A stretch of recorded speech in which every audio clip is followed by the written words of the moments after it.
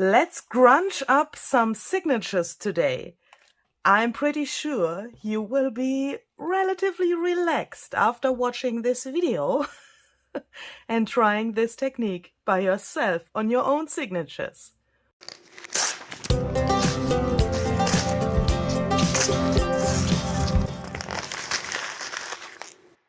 Hi there, this is Luise Heinzel. Welcome to my channel Junk Journal Art and welcome to try out strange tools with Luise or something like that. So this is no joke, we will definitely need this today, but if you don't have a hammer, you can also use some other tools. I will talk about that in a second. So these are the signatures for my Grungy Fairies junk journal that I'm working on at the moment. If you have never heard about this journal and if you want to see what happened before I had these signatures here on my desk, then please check out the info box. There's a whole playlist how this journal is coming to life. And today I would like to grunge up my signatures. In the last video we have put some pages together, like these, for example, that were too big or that were loose pages. We have put them together and made them into the right size. And I have already put them together to my signatures. This is probably not the final order of my pages, but for this technique that I want to show you today, that doesn't matter. So what we are going to do today is something really, I would say, it's an uncontrollable way to grunge up your papers that you have already put together into signatures, no matter if you will change the order later or not. As you can see, some of these papers are really plain, really some kind of new. The edges of some papers already have some grunginess, I would say, but some of them have nothing. And if I want to make a grungy journal, of course, I need some more things like this little folds and damages, and perhaps also some more color that is some kind of vintage old and this grungy color, you know. And for that, I would like to show you something that I really enjoy doing with my signatures. But I have to say, this is something that you really can't control. So you have to think about, if you want to do that, please, really carefully. So I would suggest watch the video, look what I will get with my signatures here, and then please decide if you want to do that with your own signatures. I have done this method with signatures that were completely embellished, and when then something happens that you don't like, it's a little bit a problem, because if you have pages where something went totally out of control and you don't like it and you have embellished your pages, then it could be a problem that you perhaps later on don't like what you have there. I mean, you are a junk journaler and I am a junk journaler as well. We can fix every problem. But do you know what I mean? There are some uncontrollable things in the junk journal world that perhaps make some effects that you don't like. And for that, I would suggest to take your plain signatures for this kind of method. In here, there are only the papers that I have chosen. Here's no pocket, no other embellishment like belly bands or something like that I've already created. This time I decided that I want to do this method with only the papers. And if something happens here that I don't like, I can always take out the page and put another page in there or change that up without having the problem that my embellishments are destroyed. So what we are going to do first is we are taking the whole piece here, the whole bunch of signatures, and I'm having all of the closed sides here. Now I'm putting them to my table like this, so that they are approximately in the position where they will be later on in the journal. So when the cover is around here, it will look approximately like this. And then I'm taking this whole thing and I'm taking some clamps for this first step. I'm trying to clamp this together. This doesn't have to be very exactly. It's only a thing that you can handle this whole thing more easily. those bulldog clamps are really good because they can hold a lot of paper. And then I'm just folding these little things here to the side so that I can put that to my table like this, and it can stand here by itself. And the good thing about the bulldog clamps is also when you have enough paper that you can clamp together here, it will be very pressed here. And when you put it to your table, can you see that? Then the pages come apart from each other a little bit, but not too much. And this whole thing is handy now. And these little gaps are really, really good for what we want to do today. So the one thing that you can use is a hammer. You could also use some really heavy scissors, or even normal scissors would work. So we need something that has a really sturdy material. You could also use a bone folder that is also relatively sturdy. And what I also like to use is a ruler. Please don't take the newest ruler for this, because this method is a little bit aggressive. And it can happen that your ruler will break when you do this. So I prefer these things here, but you can also use a ruler. So let's try them all after each other so that you can see what I want to do and what I mean. So the first thing that I'm doing is I take this thing like this so that I can see this top corner here of this whole signature block. And then I'm taking my hammer and I'm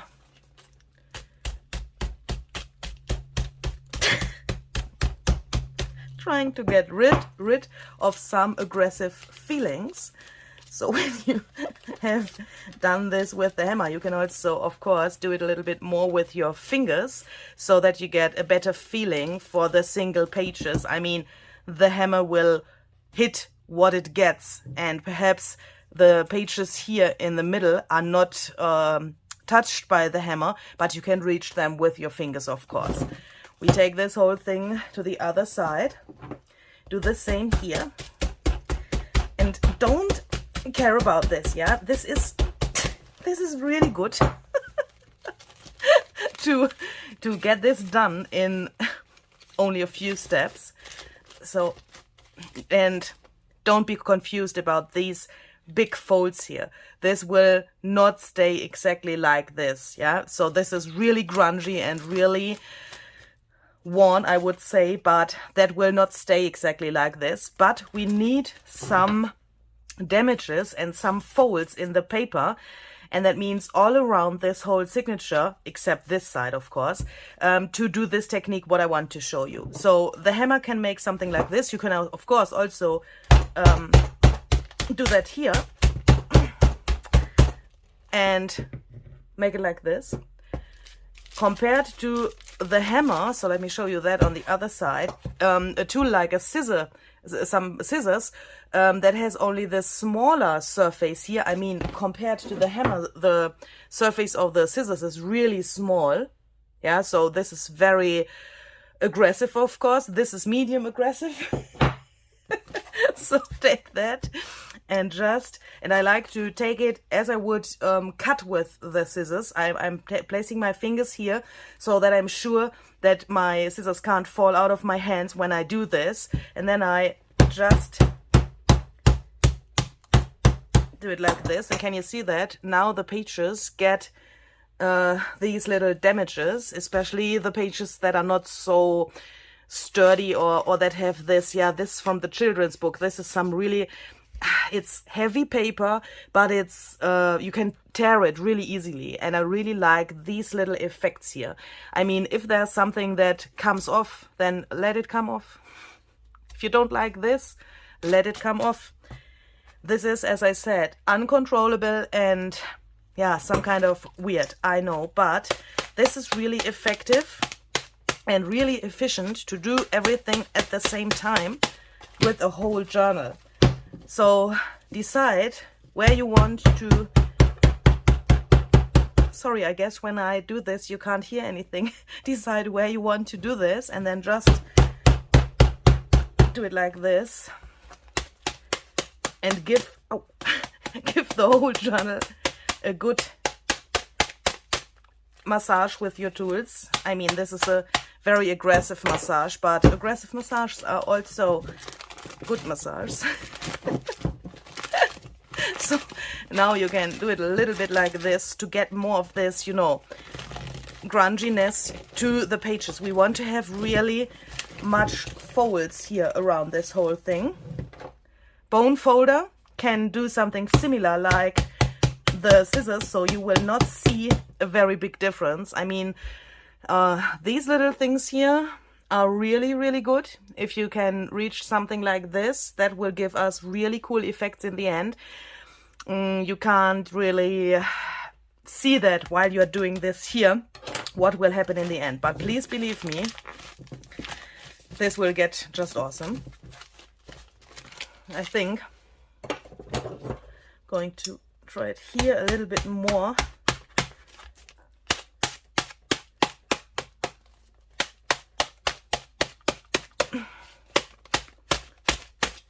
Okay. So when we have that, we have to decide. Oh, a ruler. I wanted to show you what the ruler can do. Do I have, perhaps here? Yeah. It's really hard to show when there's already something here, but can you see this line here? This now came from the ruler. It can make some really more tiny little damages to the pages. So let's do that here. Woo! My goodness, don't hit the camera, Louise. Do that here as well. I think here you can see it better now. Can you see this here and this? That came from the ruler now, and that looks really strange now, but please believe me, in the end it's really cool. So of course you could also do this, I mean this step, with only the ruler, with only the scissors, with only the bone folder, or only the hammer. You don't have to take different tools, of course, yeah? So you could do everything with the same tool. Okay, so then I like to take a book. This is an old book. I use that normally to get rid of some paint, or I use that to protect my table when I paint something or something like that. So you have to use an old book where it doesn't matter when this book gets dirty, because now it gets a little bit messy. I am taking my signatures and placing them on top of this book. I'm doing that because now my whole pages are a little bit away from my table. So from the side it looks like this, and you have this little distance here from here to the table. If I would put it to my table directly, the mess would be way more big. Yeah, so you can do that, but I would recommend to do it like this. So I have taken out my Distress Oxide inks that I have chosen in the very beginning for the color palette for this journal. I have created a mood board. Perhaps you have seen that. If not, the video is also down below in this playlist that I have mentioned before. And in that mood board, I have collected all of the colors that are in my color palette for my papers here. So I know now that all of these colors will match what is inside of my journal, so that I have no problems with colors that are not matching. Because as I said, this is very uncontrollable. If you want to use some acrylic paints or watercolor or whatever, you can of course also do the same method and choose those colors that are in the color palette of your journal, and then you can start and everything will be okay. If you want to use ink pads like I'm doing today, please make sure that you don't get water to your ink pad. That means we will apply the inks first now and then spritz some water, then we will dry that, apply perhaps more ink or other mediums, dry it again, and so on. If you want to use some wet mediums like acrylic paint, watercolor, or whatever, then of course you don't have to do those steps. You can do everything at once, and perhaps only if it gets too wet, dry it in between. But if you have these ink pads, please make sure that you don't be in this flow of doing that and applying the ink, spritzing water, and going over that with the ink pad again, because then you would destroy the ink pad. Okay, so what is that? That doesn't belong here. Let's start. So first of all, I'm choosing that color that is, I would say, the main color of my journal. And I guess that it is frayed burlap. That's this one here.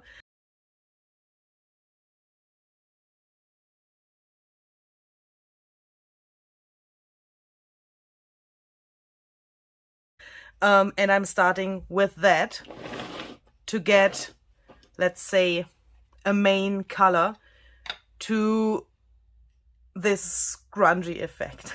So now I'm going over my pages directly with the ink pad very carefully. You can also lift the journal up, of course, and I'm just going over the edges of these papers here, and that's also the reason why we've made these damages before, so that we can reach some areas here that are not only the edges of the paper, but also some of the inside. So you can also do it like this and carefully go over that whole thing here with the ink pad. If you have an ink pad that is perhaps a little bit dry and needs to be refilled, then please do that before you start this. The brushed corduroy, in my case, is really juicy, I would say. And of course, that gives you the possibility to bring much ink to the pages without any big effort, because much is coming out here. Okay, so, and then when we have that, you might see that you have a little mess there on the ink pad, but that's no problem. I'm just taking a dry paper towel and going over this, and then it's clean again. And then you can decide if you want to add another color now. So just take another ink pad and go over this. I don't like to do that because this ink is still wet, and when I go over this with another color, I will have the ink on my other ink pad and I have to clean that, and you know, that's not so handy for me. So I am doing it like this. And now, so color by color. Now I'm taking my water bottle and I'm just spritzing my water here. And that's also the reason why the book is underneath of the signatures, because now you can spritz that without touching it too much. And this is really handy because you will not spritz to your table. And you can reach the areas here. And now, when you have that, you can decide what to do next. I like to take this and just place it like this for just a few seconds so that the water can go in here. This is really hard for me to explain how to do that, because it can happen that you have much ink here already after the first step and that it is totally enough for you. It can happen that you have too much ink and you don't want to have everything coming to your pages. Then when you realize here's much ink, I mean, now you can't really see anything. It's really you know, not so much visible. Here you can see the grunge is coming here to us. It begins to react here. But if you have too much ink and everything goes into the pages, then don't do this step and don't place it like this, but just leave it like this. Do you know what I mean? But you have to feel that. You have to see how much this effect already has started, and then you can decide, do I want to have more inside or not? And now in this step you can also, so now we can put this away.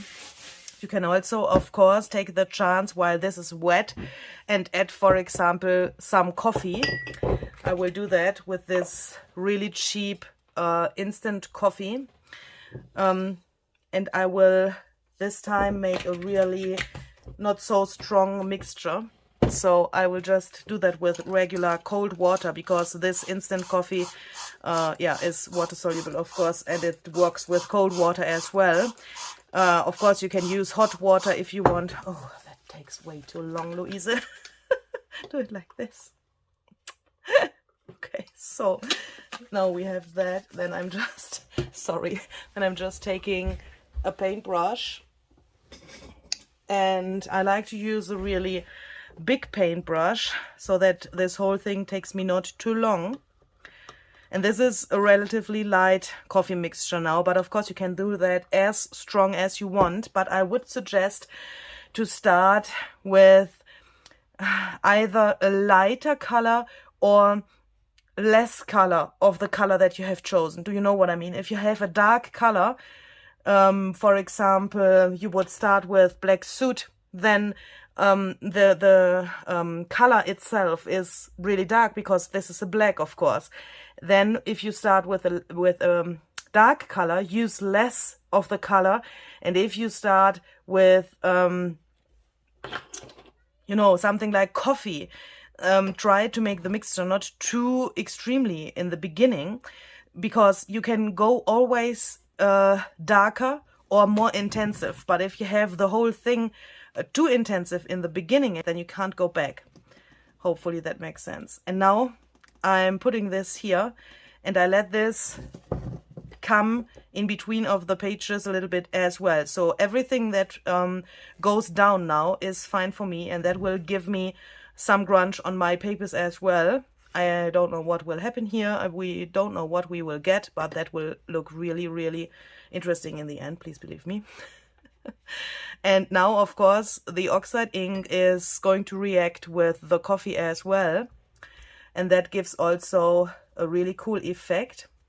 Okay, so when we have that, as you can see, I have not used so much now because I don't want to overload this in the very beginning. And the second reason is I don't want to have my pages to be too wet.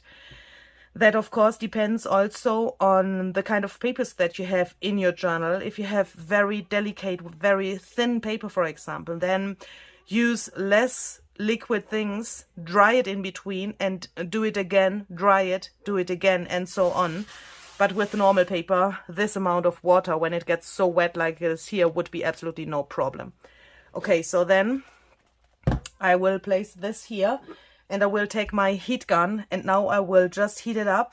And because that is so loud, I will explain that before I'm doing it. So I will go over this like this, and just heat everything up. And I'm also trying to blow the pages apart from each other a little bit, so that this gets a little bit more apart from each other for the next steps.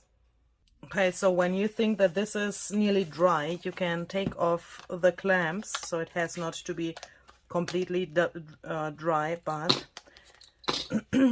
when the signatures are apart from each other, then you can dry every signature way more easy than when everything is in this whole bunch. But I would suggest to start drying it when it's all together, because you get the cooler effects. So now I will take this apart and I will go through my pages here and look how extreme this grungy effect already is. For example, here I really love this. Look at this. This was this tea-dyed page, and we now have these really cool effects. So this is not totally dry until now, but I really like how this went into the page. And here the oxide ink went together with the coffee, and especially on the edges of the paper. I don't know if you can see that. That gives a really, really cool effect. Can you see these tiny gray areas here that comes from the oxide, and this green little dot there as well?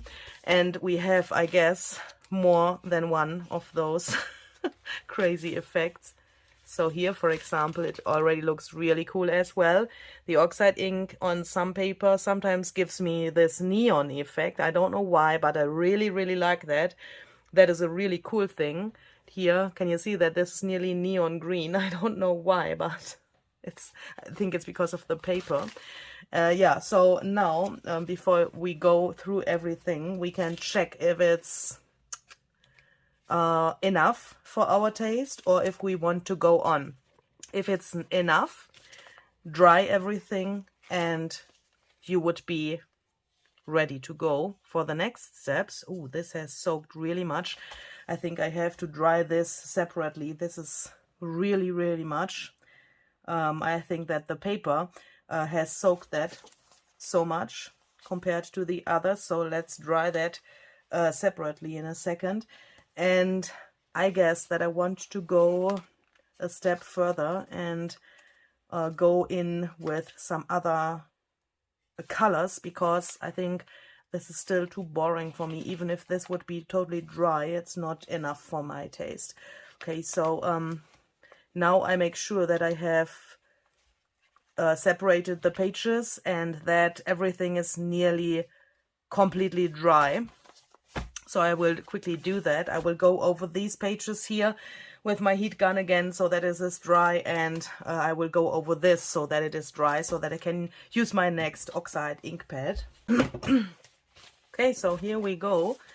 This is dry, and as you can see, this already has this really, really grungy look. And what I really like about this is when you, can you please imagine that this is in your journal later, and the journal is in your shelf or in your hands, and you can see it like this, then it looks really, really grungy, even if we haven't done so much yet. But when you open it, you still have a normal journal. So what we are doing here is we are putting the grunge, here's not so much until now, we are putting the grunge mainly to the edges of the paper and not so much to the inside. I mean, it can happen that you get something like this as well. You have to live with that. This was not here before, so this was a relatively plain page, but even if you have something like this, you can still write on those pages. And what I want to reach is that these edges are really crumbled up, really grungy, way more grungy than it is now, and that we still have relatively flat surface here in the middle where we can work on collaging, journaling, or gluing on pockets and other embellishments. And for the for the next step, because I want to have it a little bit more extremely, I'm going to take my signatures like this, and I'm placing them like this to my table. So now you can see here there's much more space where the signatures can grab the ink, excuse me, or the coffee or the paint or whatever you are using. From the other side now it looks like this, so it is approximately, I would say, half a centimeter or a centimeter distance, but that doesn't really matter. You can also do it more extremely, then you can get the next step done in the next step. So, do you know what I mean? You can also place it like this. So now you have the possibility to put something on here and here at the same time. And if you want to do that, then you can do that now and dry it again. But I would like to try something additional today as well. So I will divide this whole thing into, I think we will take 2 signatures at once. So, I mean, perhaps that was confusing. If you want to have more ink or more color with the same method that we have done before, then you can put it to the table like this, put that on, spritz water or coffee, dry it again, and then we are back here for the next step. Hopefully that was clear. Sometimes I'm a little bit confused when I have the next steps in my head and want to see how that comes out.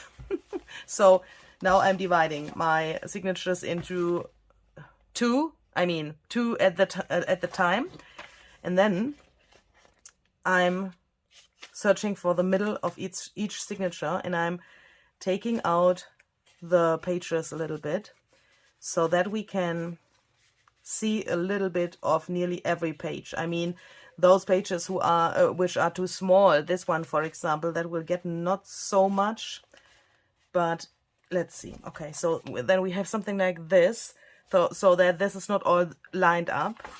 We are doing the same with this one here. Search for the middle and take this out a little bit, then the next one, and so on. And this doesn't have to be so regular. I mean, what I'm doing now, that doesn't have to be on every page. I think it would even look a little bit strange if it would be on every page. So don't care about if you have pages in here that are too small, that will not peek out now and that will get nothing of this effect. Yeah, that's not the problem. So now you can just take your hands, or you could also take some scissors and, you know, do the same steps like before. Just doing it like this and just crumble up these edges a little bit. I think with the finger tool is always great. It's easier. So like that. and like this.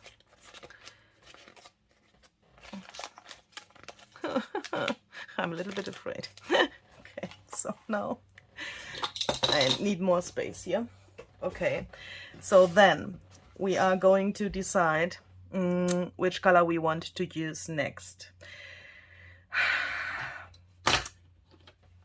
I think we will go in with, and of course you can also mix that. You don't have to be to take the same color everywhere. I think I will do that. I will use some brushed corduroy on this edge here. Just go over it in exactly the same way like before. But now the difference is that you can touch more of the paper, of course. And a good thing is to turn the ink pad around a little bit while you are doing that, so that you don't get the same mark from the ink pad everywhere. It can happen that you get this squared shape. Take some vintage photo, and of course you don't want that everywhere. So can you see that this here would be the same everywhere when I don't move the ink pad around. Now perhaps some magic. What do you think about some magic? So for that magic we are going to need a piece of paper, because I want to emboss parts of this now. Yeah. So first of all, we are going to use these Distress Embossing Powders by Ranger.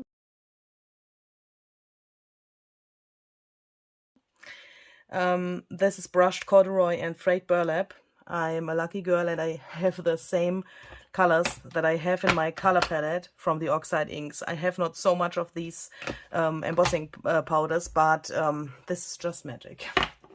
And this is happen to be the same color like I have here, so that is of course great.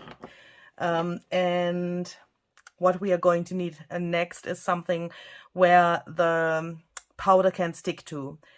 I don't want to go in with my embossing dabber or with my embossing ink pad, because I don't want to ruin that. I mean, if you have an embossing ink pad that looks like mine, don't panic. This is my embossing ink pad. You could use that because you wouldn't make it more bad than it is now. But there's another really easy way, because we also want to spread the ink around a little bit. I don't want to leave that like it is here. So let's take some water and let's emboss the whole stuff with water. Yes. I think if you are a card maker, you know this technique and you know that that is possible. If you are new to this whole distressing thingy and embossing and that stuff, then you probably might not know that you can emboss with water. So let me show you the magic. So I will just let this run into the pages a little bit. And then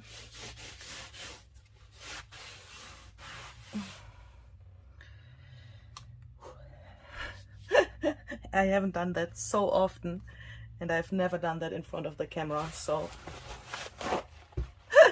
but I had to share that with you. It is so cool. Okay, so now we have that. Make sure that it is not too wet. Yeah, so let the water or the medium soak into the paper a little bit, so that it gets, yeah, not dry, but not so glossy wet. Do you know what I mean? You can also check that out here a little bit. Yeah, I think that's okay. Now I want to have this embossed effect mainly in this area and here, because this will be my signature, one of my signatures later. And when I put back the pages together, then I want to have this frame around the pages. So now I'm trying to get, first make sure that your table is dry so that you don't get a mess with your embossing powder and that stuff. And you don't want to have these water things in there. So this is this, how is that called? Here it's written, create that weather worn look.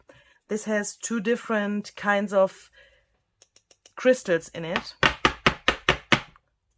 So you have to shake that before you use that.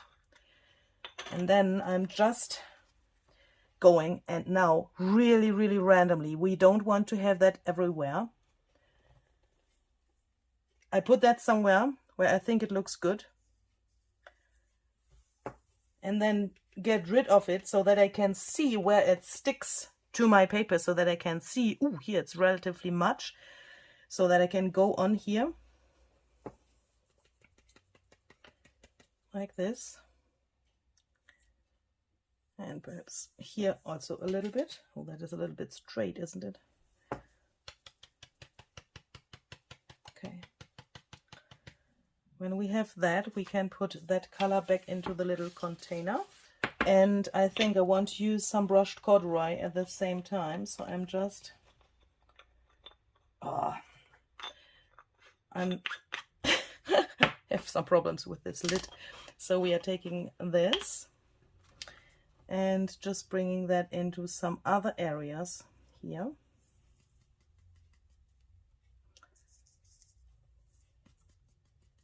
And of course you could also distress things like this here. So can you see this water that was that is, you know, I don't know the word.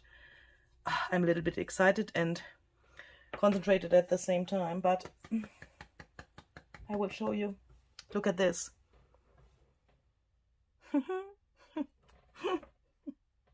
Okay, so I think that's enough for the beginning. So let's put this back into the container. And of course the embossing now takes a little bit longer than you would expect normal embossing, because now the heat has to melt the powder and to dry the page at the same time, and of course that takes a little bit longer, but we will do that now.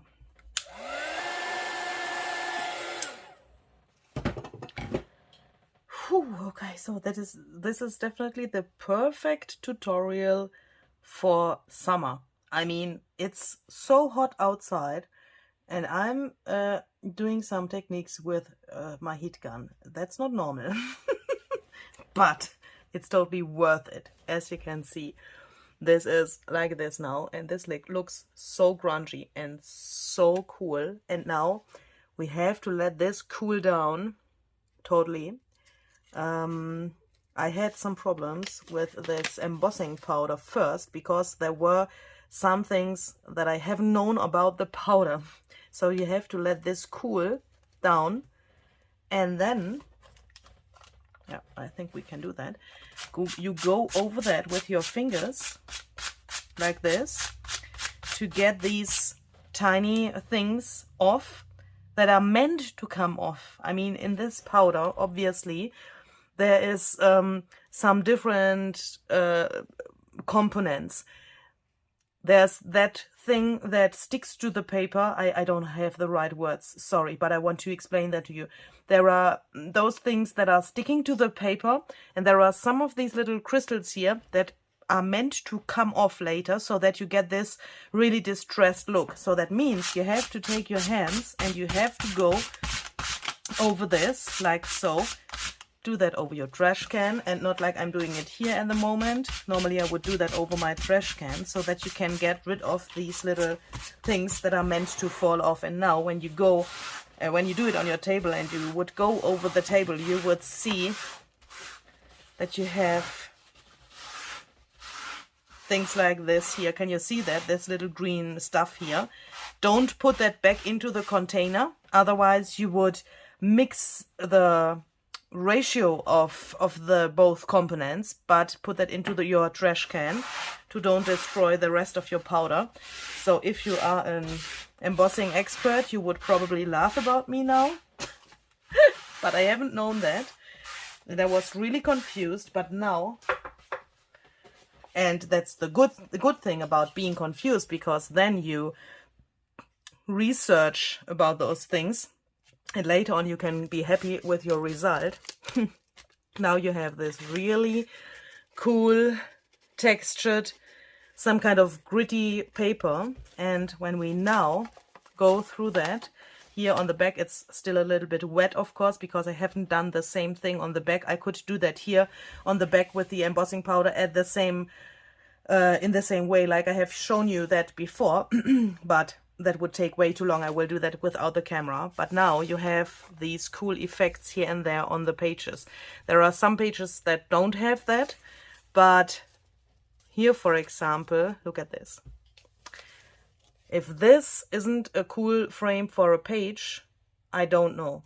Here is the embossing effect, really, really cool, with this distress ink around that looks so cool, especially when those uncontrollable colors of the distress oxide ink come to life. Really, really cool. Sometimes you can get really surprising results. And now we have not only this thing here, we have this really grungy and crumbled edge, but we have also the possibility to put more embossing powder and more of this effect to the signature. But I want to show you how it will look when we put the signature back together as it was in the beginning. I mean, we have taken it apart a little bit. So when we put that back together, of course, you would not see so much of the effect on the first glance, because the pages are in their position where they shall be in the end again. And you would also see this layered effect on the first and on the last page of the signature. That could also be an idea to say, I will do this only on the first and the last pages of the signatures, so that I have that effect there and nothing in the inside. But I really like that. I really like to have it like this. And you can see it here. You can see this little mark here that this paper has left. And when you go through the signature, you can feel that here. Here it's only a tiny little bit, but you can feel that. And that is so cool. I really, really enjoy this texture of this. So I will now do this same method with all of my other signatures. That will take a time. I will not do that with the camera because that would be way too long for you. I don't want to bore you. And I will do exactly the same things now. I will make that a little bit wet again, because this is not wet enough to hold the powder. Then I will put the powder to get the same effect here. Then I will take my next signature and I will do exactly the same steps, putting some ink and then the powder and so on. Okay, so here we go. The grunge has happened, as you can see. And now when I put this back like it would be in the journal later, like this, you can see we have this really, really grungy looking edges of the pages. Really cool. I will put it apart from each other a little bit so that you can see that better. So you can see that the edges are really, really vintage and grungy now. And as you can see, in some areas it's a little bit shiny. That looks like it is wet, but it isn't wet. That came because on some of the pages I've used the embossing glaze instead of the normal embossing powder. I have chosen the embossing glaze Walnut Stain and Vintage Photo. These both colors were in the mood board from the very beginning as well, and I had these both bottles on my mood board as well, so that I can remember that I want to use them. And as you can see, this looks really, really cool. I really like that this looks like it is wet. If you don't like this shininess of the glaze, you can also go over that with some steel wool to make that matte again. But I think that this is a special thing for a journal, because it looks like it is wet, but it can't be wet, of course, so it's a little bit some kind of an optical illusion. And in some areas, so here you can't see that so good. Let me search for a better page. Here, for example. In some areas, I have also combined the glaze with the normal embossing powder. So here, for example, you can see the walnut stain underneath. That's the glaze. It is a little bit shiny. You can see it also here. And while this was still wet, I mean hot, not wet, it's not wet. I'm saying wet because it looks so wet, but that's nonsense, of course.